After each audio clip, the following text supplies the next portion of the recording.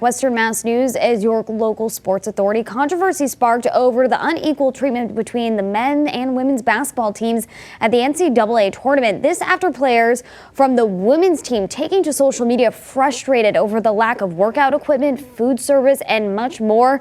That's compared to the men's. Many famous NBA and WNBA players speaking out about this as well. Western Mass News reporter Kayla Burton joins us in Springfield after speaking with one of the Big Ten players about how she's handling this environment. Kayla.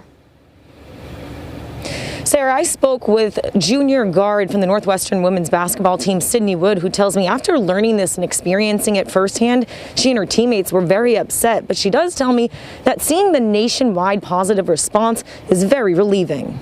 Sydney Wood plays basketball for Northwestern University, the team taking their shot to become NCAA champions. But she says she felt something was off when she went into the weight room. It was a little shocking just to see the disparities. Like, obviously, I feel like we're a little used to kind of just getting like a little less than the men, but just our like one little rack of dumbbells versus every team for the men basically.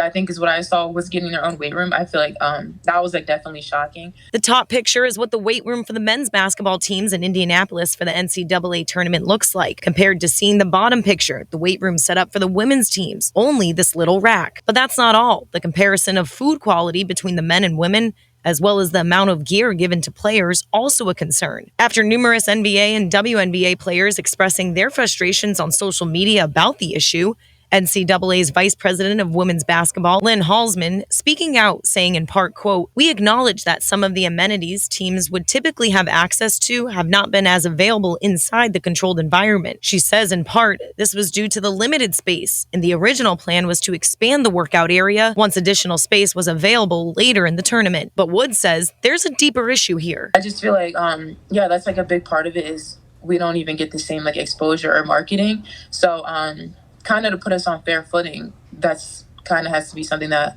needs to be addressed. Despite the letdown, Wood tells Western Mass News she's proud to see the response from many who see the issue here. It was really, really cool to see all like the WNBA players and the NBA players who like not only like spoke up about it, but like I saw some WNBA players like offering to literally come and like help set stuff up. So I feel like it was really cool to see all the support that we got from not only like the basketball community, but the athletic community and just like regular people as a whole.